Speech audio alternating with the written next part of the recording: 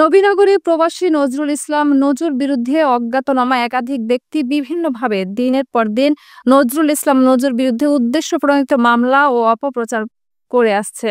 অপপ্রচারকারীদের বিরুদ্ধে প্রতিবাদী জনসমাবেশ অনুষ্ঠিত। ব্রাহ্মণবাড়িয়ার নবীনগরের লাওর ফতেপুর ইউনিয়নের লাওর ফতেপুর ঈদগাহ মাঠে প্রতিবাদী জনসমাবেশ অনুষ্ঠিত হয়েছে। প্রতিবাদী জনসমাবেশ থেকে জানা যায়, স্থানীয় প্রবাসী নজরুল ইসলাম নজরুর বিরুদ্ধে অজ্ঞাতনামা একাধিক ব্যক্তি বিভিন্নভাবে কিছুদিন পর পর নজরুল ইসলাম নজরুর বিরুদ্ধে উদ্দেশ্য প্রণোদিত মামলা ও অপপ্রচার করে আসছে। বৃহস্পতিবার 23 জানুয়ারি বিকেলে স্থানীয় জনপ্রতিনিধি, বিএনপি ও অঙ্গ সংগঠনের নেতাকর্মী ও জনগণের উপস্থিতিতে প্রতিবাদী জনসমাবেশটি অনুষ্ঠিত হয়েছে।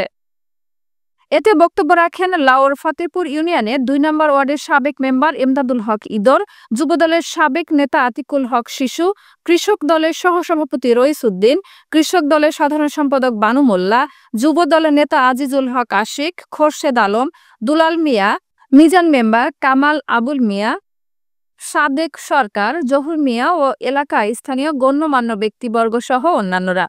বক্তারা নজরুল ইসলাম নজরুর বিরুদ্ধে যারা ষড়যন্ত্রমূলক অপপ্রচার, মানহানিকর, উদ্দেশ্যপ্রণোদিত মামলা ও হয়রানি করেছেন, তাদের বিরুদ্ধে প্রতিবাদ করে নজরুল সামাজিক ও মানবিক কাজের জন্য তার প্রতি কৃতজ্ঞতা জানান।